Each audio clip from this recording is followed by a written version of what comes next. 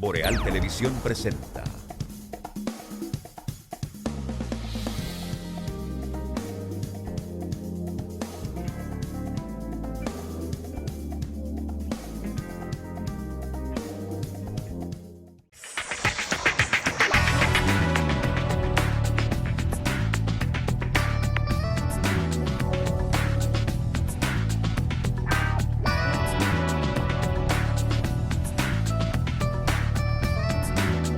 Desde Santiago de los Caballeros, República Dominicana, como siempre, para el señor Juan Sebastián Ricardo y García, y quien les habla, Atahualpa Ramírez y Moluna. Es un placer compartir con ustedes este ratito de la noche.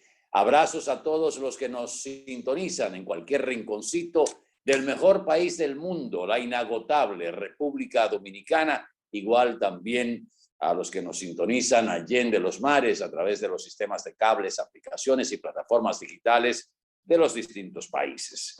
Señor Ricardo, placer saludarle. Buenas noches.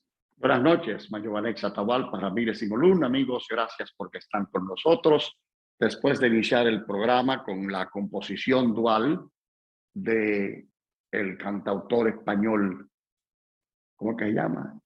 Joan Manuel Serrat, que hace alusión en la canción al poeta que murió lejos del hogar, Antonio Machado, que también utiliza parte de la letra de la obra Caminante no hay camino de Machado, que es uno de los mejores exponentes del romanticismo de la llamada época del 98, es decir, del 1898. Proverbios y Cantares se llamaba. Sí.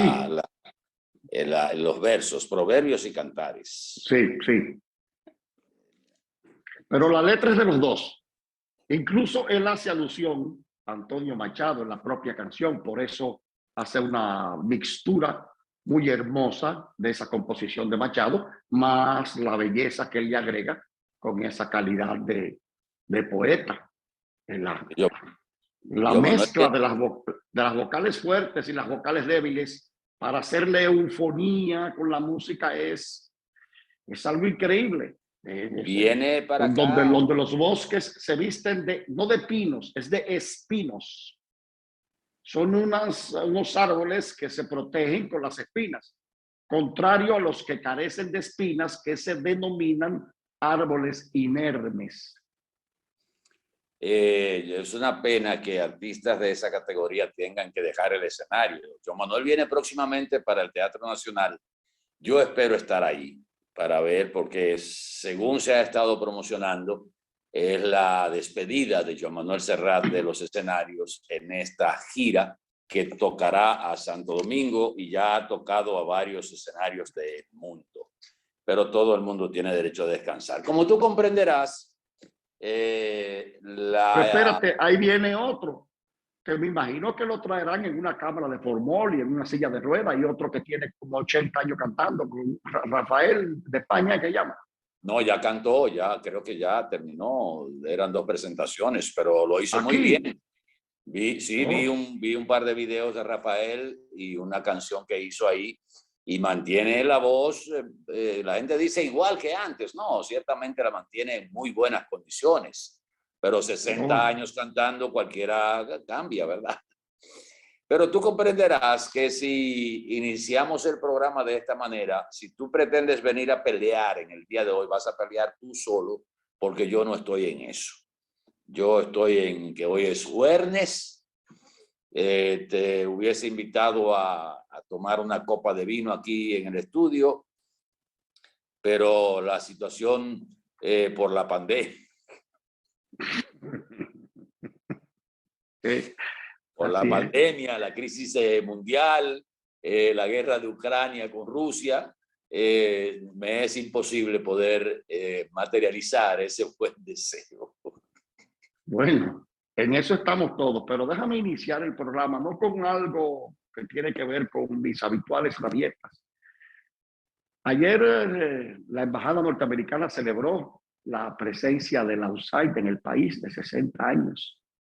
Bueno, la USAID dijo que ha invertido en esos 720 meses unos 1.900 millones de dólares para ayudar con el progreso de este país. Bueno, se dice que la USAID pagó los primeros sueldos en el 1966, cuando entró el doctor Balaguer, dada la situación económica que sufría el país. De todas maneras, ojalá uno pudiese averiguar cuánto ha influido la USAID en esto y ver si de esos 1.900 millones de dólares se han gastado patrocinando la ONG, ¿verdad? ¿Verdad que sí? Yo no voy a participar en nada de ciudadanía, ni ¿te entiendes? Ni voy a finjuiciar absolutamente nada, ¿te entiendes? ¿Verdad?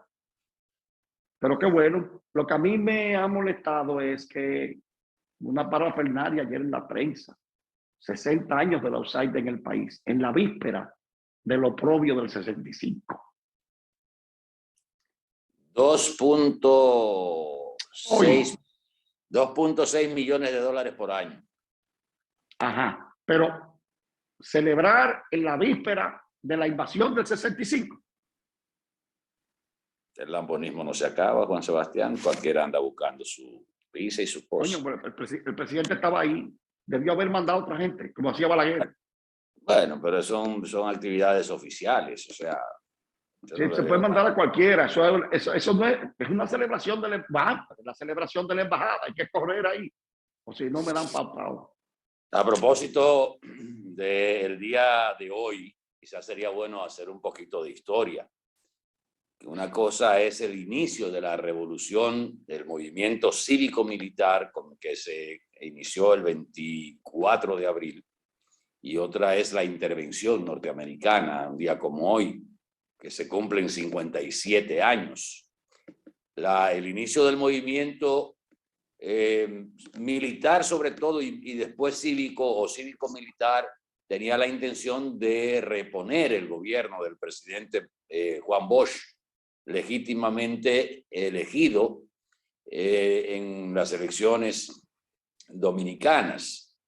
Sin elecciones, el retorno a la Constitución de 1963 sin elecciones.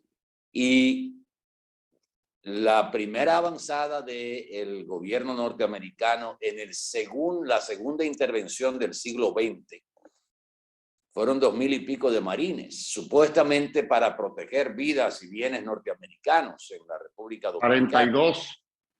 Y luego vino entonces el contingente y completaron 42.000 marines. Y el 1 o el 2 de mayo del año 1965, una entelequia que no ha servido para nada, que se llama la OEA, oficializó esa invasión norteamericana, la disfrazó de una famosa Fuerza Interamericana de Paz, sumándole soldados que provenían principalmente de países latinoamericanos donde predominaban o gobernaban dictaduras o dictadores. Y ese oprobio que mancilló el suelo patrio dio origen a la guerra patria ya en defensa del territorio nacional, que es cuando se produce entonces la revolución de abril o la guerra de abril, como se conoce, de 1965. Todavía las dimensiones de esa intervención norteamericana yo creo que las estamos pagando en República Dominicana, porque se tronchó la posibilidad de emprender un camino realmente hacia el desarrollo con equidad y con decencia y pulcritud en el manejo de la cosa pública. Pero hay sectores que todavía hoy por hoy no quieren que eso se dé en las escuelas. La historia dominicana es el gran ausente de la docencia en nuestro país, porque a mucha gente parece que no les conviene para sus planes finales. Gloria a los héroes y mártires del 65. Usted sabe Mira, más de Atahualpa. eso. No, pero mira, Atahualpa, no a modo de justificar eso, bajo ningún concepto. Pero una explicación puede recaer sobre el problema de la Guerra Fría. Repito, no estoy justificando la invasión, estoy tratando de explicar las causas, los causales históricos. El establishment norteamericano nunca les perdonó a los políticos de ese país el problema de Cuba. Tú recuerdas que la propia guerrilla cubana pudo haberse contenido si al gobierno de Batista le hubiese dado la gana. Tú y yo conocemos la geografía cubana de cabo a rabo, prácticamente toda. Cuba no tiene montañas, salvo en el sur, en lo que es la Sierra Maestra, y es una sierra.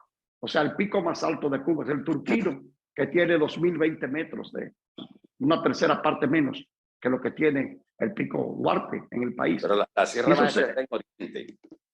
Bueno, está en el sur de Cuba, hacia el sureste. O sea, Cuba, acuérdate que después que tú sales de Sierra Maestra, Cuba es un país totalmente llano. Entonces, se podía focalizar y contener, pero hubo un descuido, el gobierno de Estados Unidos estaba apostando más al mantenimiento de la mafia en los casinos de Cuba, tenían sus relaciones con la mafia, ya la propia mafia que manejaba esos casinos en Cuba había ayudado al presidente, ya había sido asesinado, pero había ayudado al presidente Kennedy a llegar al poder, y todo el mundo sabe la historia de Sam Giancana, que era el jefe de la mafia de Chicago, la misma mafia que mató al presidente Kennedy, en combinación con otros elementos. De todas maneras, el establishment norteamericano nunca le perdonó a los políticos lo que pasó con Cuba. Y entonces el gobierno ya de Johnson estaba crispado, con una epidermis extremadamente sensible, y acuérdate que a ellos no les importa el asunto de la autonomía, de la preservación de las soberanías nacionales. Era un problema de Guerra Fría. Ellos entendieron que ya con la presencia de Cuba ahí, y ya Fidel empezaba a exportar revoluciones. Entonces era imposible que Cuba ahí, República Dominicana en el centro de las Antillas, bueno, porque aquí, que el comunismo estaba aquí, según los norteamericanos de esa época, estaba regado aquí, Atahualpa. Aquí habían 14 estudiosos de Carlos Marx, que ni siquiera eran comunistas. Y yo recuerdo que uno de ellos era Carlos Dore y Cabral, fallecido, un gran intelectual dominicano, que era un dirigente estudiantil en la UAS. Eran estudiosos del marxismo en esa época. Aquí no había todavía, lo que sí ya hubo después en los gobiernos del doctor Balaguer, ya había una izquierda organizada, ya una izquierda belicista, que ya era otra cosa.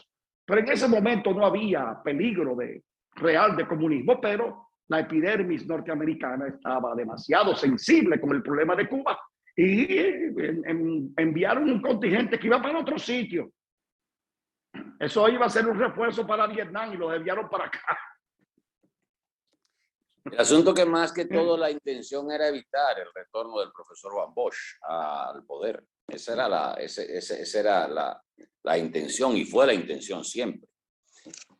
Pero bueno, vamos a publicidad un momentito. Regresamos en el próximo segmento aquí en Q después de esta introducción.